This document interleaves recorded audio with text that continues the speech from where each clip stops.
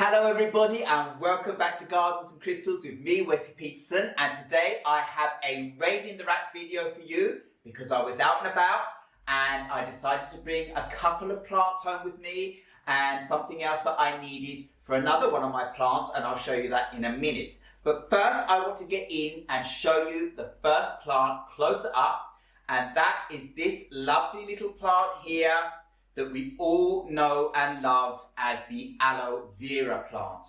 Now, I've wanted one of these in my home again for a very long time. I actually haven't had an Aloe Vera plant in my home for a couple of years now. And when I see them out and about, grown up big, and they have pups coming out and they look very beautiful, I've been saying to myself, why haven't I got myself an Aloe Vera yet? I can't believe it. It's a very common plant. You can find it out and about most places. And when I was out today, I saw this plant in larger specimens for like 100 Swedish krona. And I thought, well, from what I remember when I've had Aloe Vera in the past, they grow very fast and they pop out very, very fast. So I decided to buy myself a smaller one and watch it pop out and watch it grow, because this summer it will probably already grow and pop out a lot. So this is a smaller pot, and I'll bring it in closer so you can have a good look at it, and then I can tell you the price I paid for this. So here we have it. This is my Aloe barbadensis Miller, and it is growing in a lovely like V-shaped form rather than forward and back and all around. And the other aloe vera that were around it were growing a little bit more sporadically, but I liked the shape of this V. It was folding out like this. The only one that was actually doing that, so I decided to get this specific one. Now, I only paid 49 Swedish krona for this lovely little plant, instead of paying more money for larger plants, because I know this is going to grow very quickly. And I can already see in the middle, there are just new leaves coming up all the time in this plant. It's very green and healthy if you look at it all the way around. Beautiful, beautiful plant. And we all know about the properties of aloe vera, right? Being good for your skin if you get a cut or a sore, or you just want to make some kind of creams and lotions. You can use these aloe vera leaves to make some kind of gel. And you can actually break these leaves and take the outer layer off and eat the inside. I've seen people do this on YouTube videos. But I'm not going to be eating this plant because I really just want to enjoy the look of it. It's lovely. These tags on the side are quite spiky, and it does have this lovely limey green texture to it. And then in certain times of the year, it does get a more bluey kind of glow, and it has the speckles on it, as you should expect in an aloe vera plant. So look at that, the speckles on this side are quite beautiful. This is a lovely plant. It is a plant that does need to have sunlight. It can have direct sunlight that's not too harsh if it's not used to being in the sunlight. So don't put it from shade or a greenhouse where it's been shaded directly in your garden in the summer or something like that in burning bright sunlight, because you will burn it out like any other plant. But this plant can be kept in a sunny position, and it does like bright indirect light in your home if you want it to grow out lovely leaves like this and not start stretching and looking deformed like many kind of succulent plants do if they don't get enough light. So this is a light-loving plant. So I'll be keeping it in the lightest window in my apartment here, and see if I want to maybe put it out in the garden or outside in my outdoor terrace garden during the summer, to give it more sun and a chance to really grow up and flush out more, because that's what I'm really looking forward to. I will be transplanting this plant into a terracotta pot in a couple of days when it's adjusted to my home here, because this plant really doesn't like to be overwatered. This plant needs to be allowed to dry out between waterings. It's a succulent. It doesn't need to be left in any moist soil all the time too long. So periods of dryness is good for the plant. If it starts shriveling or anything, you'll know it needs a good drink, but don't leave it that long. But definitely don't overwater it. So terracotta is perfect for these types of plants, and it needs a good aerating, loose soil. So you can put sand in there and all sorts of things to break up that soil that you're going to put in there, to make sure that you don't bog it down in water. But that was my first plant that I just wanted to give you a quick look at. the beautiful Aloe barbadensis Miller. So let me get the next plant. Now the next plant I want to show you is completely different from the Aloe Vera. They are not related in any way. It's just a plant that I've wanted for a while because it looks absolutely beautiful and it's been very hard to come by. But I was out there today and then I saw this plant and I was very happy. And another thing I was very happy about was that the price wasn't at all high for this plant that I thought would be, because I really haven't seen these round about that much. Well, anyway, let me bring it in so you can have a closer look so you know exactly what I'm talking about. So here it is. Can any of you recognize it? This is the beautiful Microsorum musifolium Crocodyllus. Maybe I didn't pronounce the name exactly right, but you can see it above.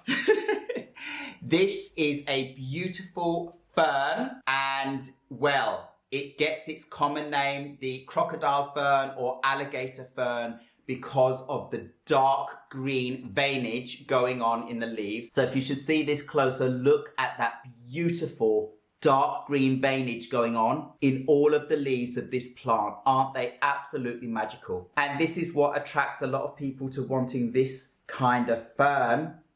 It's quite different from other ferns with that texturing going on in the leaves. Really, really beautiful. So when I saw this, finally, out and about, I decided, right, of course, I've got to get me one. And I don't usually go for ferns because ferns need a lot of watering. They need to be kept moist constantly. And I can't do that because I'm not always here and so forth. Well, what I've decided to do is that I'm going to plant this in my terrarium, my plant terrarium, and see if it will survive in there. So this is going to be an experiment, and in my terrarium I have near enough only Crocodyllus, different types of variegated Crocodyllus, crotons, and I have a dwarf Dracaena in there as well.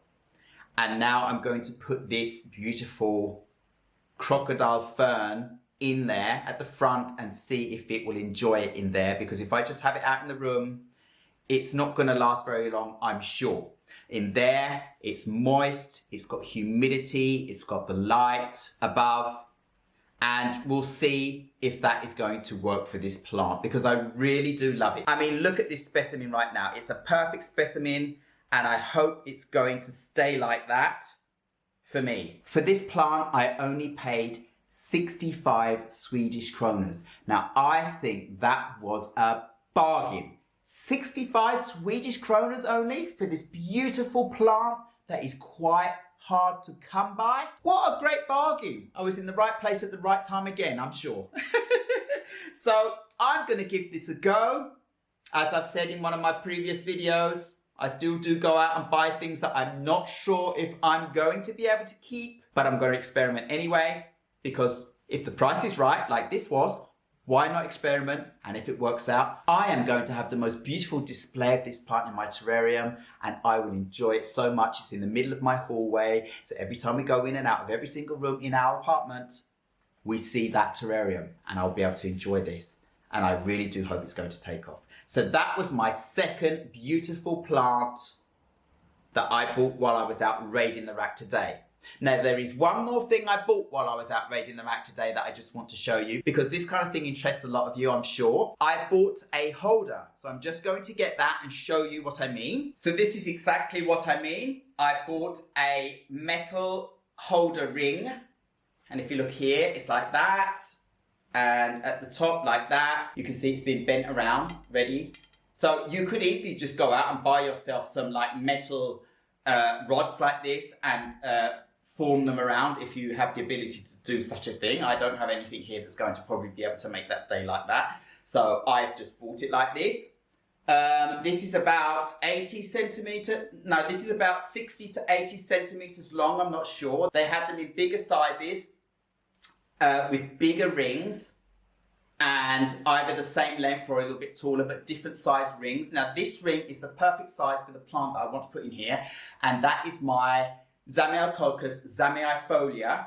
I have one that is very tall, and all of its stems flop over and snap off if they're not supported. So at the moment I have them with string around and it doesn't look that nice with a wooden stake. So this is much more conformative to the plant's colour. It's a dark ring and much smaller, tighter rings so that I'll keep all those stems growing up and then flushing out to the sides at the top instead of like splaying forward and all over the place like they are now. So I bought this metal ring, and this holder wasn't that expensive either. It was around 30 Swedish kronas. Yeah, you can go out and buy these. I got this at a place called Bough here in Malmö, Sweden. You can buy them many different places online. You can probably get them on Amazon, and anywhere where you live, they'll have some kind of metal rings like this that you can use to support your plants. And this is perfect for a really tall ZZ plant, that's for sure. And anything else that has stems that fall over to the side, you might even be able to use it on your Dracaena plants, your Dracaena sansevieria plants, whatever, anything that kind of splays out to the side too much. They come in different sizes, so they're absolutely perfect. So that's all I have for you for this Raid in the Rack video. I hope you enjoyed seeing these new plant additions I have added to my home, and the plant ring I bought for my plants as well. I am really, really pleased with these. So remember to tune in again, because I'll be making a video where I plant my beautiful Microsorum musifolium, Crocodyllus, into my plant terrarium. So you can look forward to that. And my Aloe barbadensis miller, I will just be repotting in a terracotta pot, and it will be in the background sometime in the future too.